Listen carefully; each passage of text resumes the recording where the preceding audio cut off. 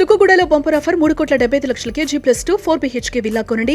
నెలకు 1,00,000 rent guarantee. Terms and conditions apply. తర్వాత ఈ వెన్నెముక అంటాం కదా, బ్యాక్ బోన్ లేకపోతే దీని అంటారు కదా, దీన్ని ఎలా కాపాడుకోవాలి సార్? స్పైన్ ప్రాపర్ పోస్చర్, దాని ప్రాపర్ పోస్చర్ తోటి 90% ప్రాబ్లం తగ్గిపోతుంది.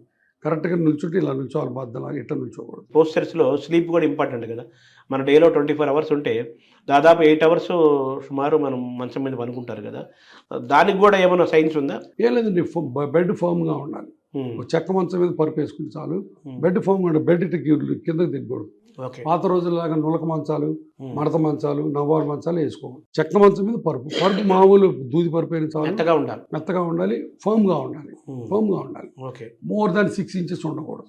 పడుకుంటే ఫర్మ్గా ఉండాలి, ఇట్లా వంగిపోకూడదు. తర్వాత దిండ్లు ఒక దిండు వేసుకుంటే చాలు, 2 దిండ్లు ఎక్కువ అనవసరం. అంటే ఈ పనుకుంటే పోస్చర్ మాలో సైడ్ పడుకోవచ్చు, బోర్లా పడుకోవచ్చు, మీకు ఏది కంఫర్టబుల్ ఉంటే అట్లా పడుకోవచ్చు. దానివల్ల ఎటువంటి ఏం లేదు, ఇబ్బంది ఏమి లేదు.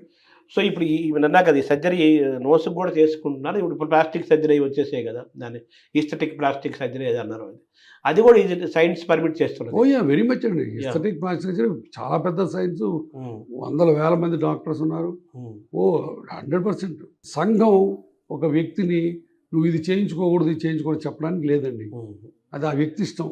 సార్, ఈ ఆర్థరైటిస్కి ఈ సోరియాసిస్ అన్నారు కదా, ఆర్థోసోరియాసిస్, దానికి వాటితో డిఫరెన్స్ సార్? సోరియాసిస్ అన్న చర్మ డిసీజ్లో ఆర్థరైటిస్ కొంచెం ఎక్కువ వస్తుందండి, ఎర్లీగా వస్తుంది.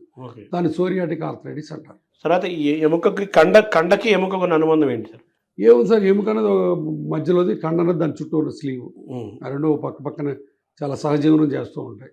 జనరల్గా మన ఆర్థోపెటిక్ దాంట్లో ఉన్న అపోహలు ఏంటి సార్? జనరల్గా మీరు జనాలు చెప్పాలనుకున్నాను. ఏముంది, నెంబర్ 1 ఎముకలు కాల్షియం పొద్దు నుంచి తీసుకోవాలి చిన్నప్పటి నుంచి. నెంబర్ 2 ఇంపాక్ట్ యాక్టివిటీస్ ఉండాలి. ఓన్లీ కాల్షియం టాబ్లెట్ తీసుకొని పడుకుంటానంటే కుదరదు. మోకాళ్ళ నొప్పులకి ఎక్సర్సైజ్ చేయాలి. తర్వాత మంచి పోస్చర్ ఉండాలి, ముందుకు వంగి పని చేయొద్దు. ఇవన్నీ ఇంపార్టెంట్ విషయాలు. సార్, మీరు ప్రారంభంలో మెట్లు ఎక్కడమన్నారు కదా, ఇప్పుడు ఈ డాక్టర్లు ఏమో కార్డియాలజీ వాళ్ళు ఏమో ఎక్కమంటారు, మీరేమో ఎక్కదట. ఎలా బ్యాలెన్స్? మెట్లు ఎక్కకుండా మామూలుగా బ్రిస్క్ యాక్టివిటీ చేసుకోవచ్చు.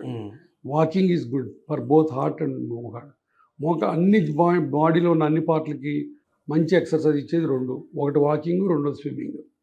స్విమ్మింగ్ అందరికి అందుబాటులో ఉండదు, బట్ వాకింగ్ అందుబాటులో ఉంటుంది.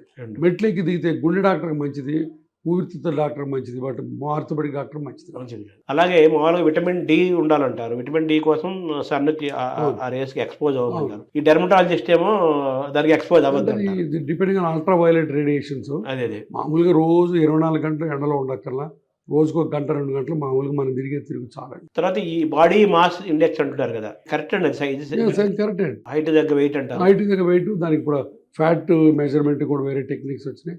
అవన్నీ కూడా సైంటిఫిక్గా కరెక్ట్. ఇప్పుడు మన ఆహార నియమాలు కానీ, మన జీవన విధానం కానీ, మన వ్యాయామం కానీ, యోగా కానీ, వీటన్నిటిలో బోన్స్ను మనం బాగా ఆరోగ్యంగా ఉంచుకోవాలంటే, ఏ వయసు వాళ్ళైనా ఉంచుకోవాలంటే మీరు చెప్పేది ఏంటి సార్? సింపుల్ ఎక్సర్సైజు, తర్వాత మంచి ఆహారం, ఆకుకూరలు, మిల్క్ ప్రోడక్ట్స్, వాకింగ్, రోజు జాయింట్లన్నీ నీట్గా మంచి మూమెంట్స్ పెట్టుకోవడం. అంటే మీరు చెప్పినట్టు కాల్షియం అంటున్నారు, మీరు కాల్షియం చాలా ఇంపార్టెంట్ అంటున్నారు బోన్స్కి. కాల్షియం ఆహారం మనకు వెజిటేరియన్, నాన్ వెజిటేరియన్, మిల్క్ ప్రొడక్ట్స్లో వస్తుంది, నట్స్లో వస్తుంది, తర్వాత రాగి జావా ఇట్లా వస్తుంది, డ్రై ఫ్రూట్స్లో వస్తుంది. అట్లా కాల్షియం ఉంటుంది. ఈ బోన్ వెయిట్కి బాడీ వెయిట్కి అని లింక్ ఉందా? ఉందండి. అంటే కొంతమందికి బోన్ వెయిట్ ఎక్కువ ఉంటుంది, వాళ్ళు బాడీ వెయిట్లో బోన్ వెయిట్ ఎక్కువ ఉంటుంది, కొంతమంది ఫ్యాట్ ఎక్కువ ఉంటుంది. బట్ జనరల్గా మంచి ఎక్సర్సైజ్ చేసి చిన్నప్పటి నుంచి ఆరోగ్యకరమైన ఆహారం తీసుకోవడానికి బోన్ వెయిట్, బాడీ వెయిట్ సమతుల్యంలో ఉంటుంది. అంటే మామూలు మనం చిన్నప్పుడు ఇంటుండేవాళ్ళం పల్లెల్లో, ఇంట్లో వాడిది ఎముక బలము అంటుంటాం. సన్నగా ఉంటాడు, వాడి బలం ఎక్కువ ఉంటుంది. కరెక్ట్ అండి. ఇప్పుడు కూడా ఉన్నారు అట్లాంటి వాళ్ళు చాలా మంది. బేసికల్గా వాళ్ళు ఫ్యాట్ ఎక్కువ వాళ్ళకి డిపాజిట్ అవ్వదు, బికాస్ ఆఫ్ దర్ యాక్టివిటీ. కొంతమంది జెనెటిక్ ఫ్యాట్ వెళ్ళదు, ఫ్యాట్ ఎంత తిన్నా వెళ్ళదు వాడికి, ఎముకలు వాడి అదృష్టం. సార్, చివరికి వస్తే క్లైమాక్స్గా, as a doctor, as a human being, as a citizen, మీరు గతంలో కంటే బాగా తగ్గిపోయారు, స్లిమ్ అయ్యారు, ఇంకా మీ ఏజ్ ఒక 10 ఏళ్ళు తగ్గించుకున్నారు. What is the secret sir? ఏం చేస్తారు అది మేము చేయాలని? ఏ లేదు, రైస్ బాగా తగ్గించానండి, కార్బోహైడ్రేట్ బాగా తగ్గించాను. Rice is the biggest culprit. నేను అందరికీ చెప్పేది అదే, సింపుల్ ఏంటంటే, మీరు లావు తగ్గాలంటే భోజనం దగ్గర కూర్చొని అన్ని కూరలు తినండి, రైస్ పక్కన పెట్టేయండి, ఒట్టి కూరలు తినండి, అన్ని కూరలు ఏ కూర అంటే ఆ కూర తినండి. సాంబార్ తినాలంటే బౌల్లో పెట్టుకొని తాగండి, స్పూన్తో తినండి. ఆ అన్నం రైస్ ముక్క పక్కన పెట్టండి, ఒట్టి పెరుగు తీసుకోండి, కాస్త షుగర్ వేసుకొని కాస్త సాల్ట్ వేసుకొని తినండి. సో రైస్ అక్కర్లా. మనకి రైస్ ఏంటంటే చిన్నప్పటి నుంచి అలవాటు అయిపోయి మీడియం ఆఫ్ ఈటింగ్. అది పక్కకు తీస్తే ప్రామిస్ యూ 1 yearలో 5 kg తగ్గుతాడు. సార్ మీ నాలుకని మీరు మెయింటైన్ దానికి ఆనందాన్ని ఇవ్వాలి. తర్వాత మనకి ఎన్నో ఏళ్ల నుంచి మన ప్రాంతానికి అలవాటు పడ్డ ఆహారము ఇది ఒకటి కదా, మరి దాన్ని ఎలా బ్యాలెన్స్ చేస్తారు? ఏముందండి, అన్ని తినమని చెప్పారు కదా, కూరలు అన్నీ తినండి. చేపలు ఏమో తగ్గించుకోవాల్సిన పని లేదు. నేనేమంటానంటే నాకు వంకాయ కూర చాలా ఇష్టం, దొండకాయ కూర ఇష్టం. నేను రైస్ లేకుండానే ఎంజాయ్ చేయగలనది.